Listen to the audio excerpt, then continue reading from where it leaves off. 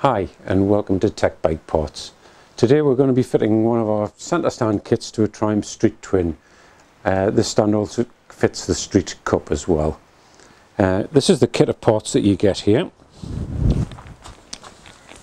You get the main stand with a couple of bushes that slide in there, a mounting pin, a pivot bolt that goes in the frame for the spring, a spring, and a locking screw to hold the spindle in. What you need to do is look on your frame at this point here and you'll see a small plastic bung that you need to remove, into which you need to screw the spring pivot.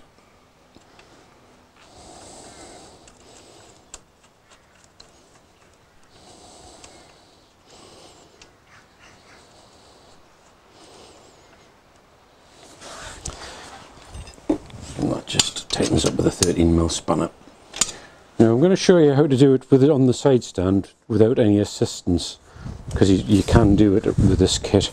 Sometimes it's better if you've got somebody to give you a hand, or if you've got it on a workshop stand or a paddock type stand, because we do paddock stand bobbins as well if you want to work on it like that. That would make it a bit easier because the bike would be upright, but you can do it on a side stand and I'll show you how. First of all, get the stand in place. First of all, what you need to do is put the bushes in. Now, if you put a bit of grease on the bushings and a bit of grease on the spindle that goes through, I'm going to not show you with putting the grease on because I'm just going to assemble it dry here at the moment. But if you put grease on there, if you don't want to get all greased up, you can just put a bit of spray grease on when you're finished and just regularly lube it when you lube your chain. So you offer that up into place. And these are the holes in the frame under here. So you simply just insert that through the frame. It takes a bit of lining up on the other side. And that's it. And pop your screw in this threaded hole in the frame here, like that.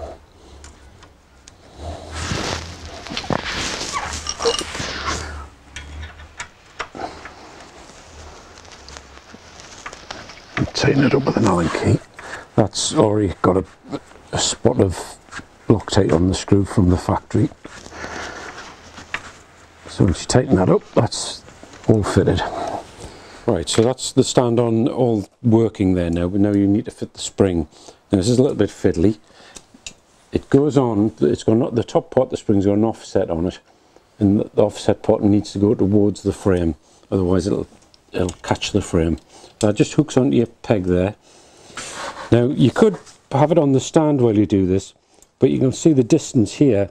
The further on the stand it is, the more stretched the spring is. So you're giving yourself a lot of stretch there to try and get the stand on. Now if you watch how closer it gets as you come up to its fully extended position, it's almost touching the spring there now. So an easy way is just get a cable tie or something, or a bit of string, and just tie it up around the chain to get it up nice and high.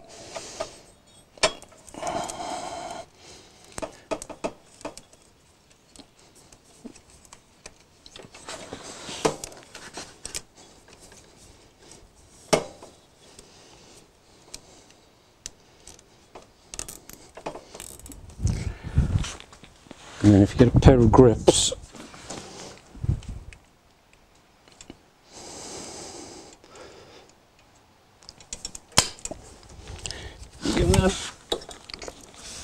pull it up onto the stand, much easier. And obviously don't forget to cut your cable tie off that you've put on there. The last job you need to do is fit the stand stop rubber to stop it rattling against the bottom of the silencer.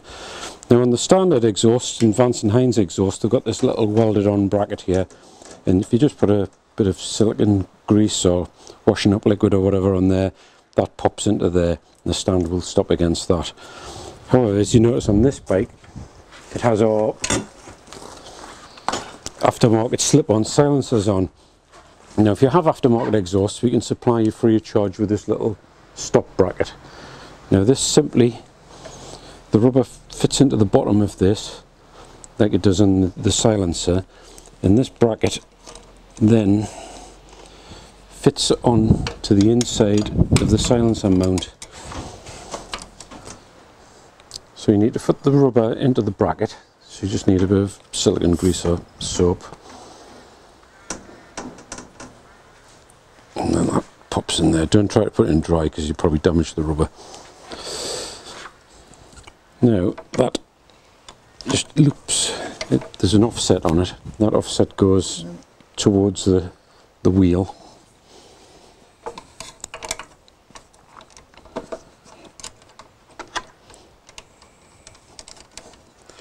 And simply tighten that up.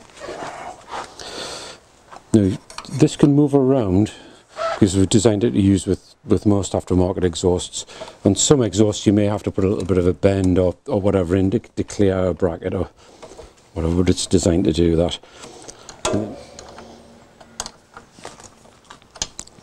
So that's it there. It's now hitting against the stand there, and it's, I mean, it won't cause any harm if it didn't do it. You would just, maybe when you went over a bump you'd get a clack as it hit the bottom of here, but as you can see there, you've got good clearance. My fingers in there, so it's ain't going to rattle.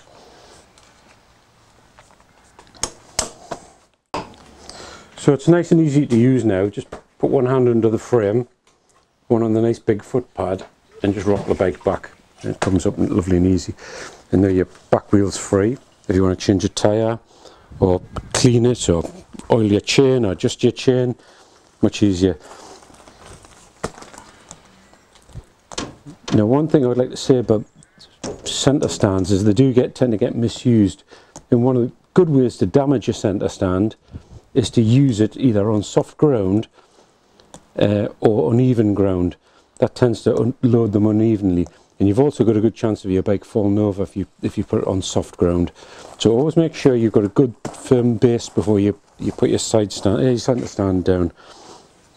Another thing that you should never do on a centre stand is sit on the bike when it's on the stand, because again that's a good way of damaging the stand or damaging the frame. Now the frame lugs on these bikes aren't particularly substantial. I would like to have seen something much heavier, but Triumph in their infinite wisdom have put very lightweight mountings on, and that's all we've got to work with, I'm afraid. So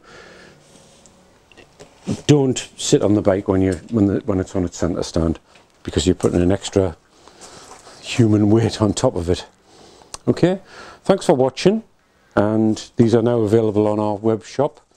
And if there's any questions or feedback, please feel free and get in touch on our email. Thanks a lot now. Bye bye.